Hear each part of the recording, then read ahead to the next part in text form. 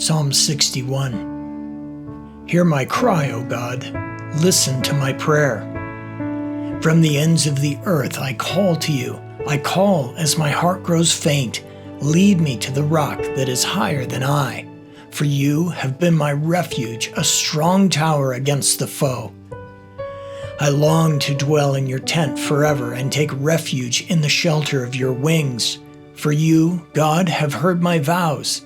You have given me the heritage of those who fear your name. Increase the days of the king's life, his years for many generations. May he be enthroned in God's presence forever. Appoint your love and faithfulness to protect him.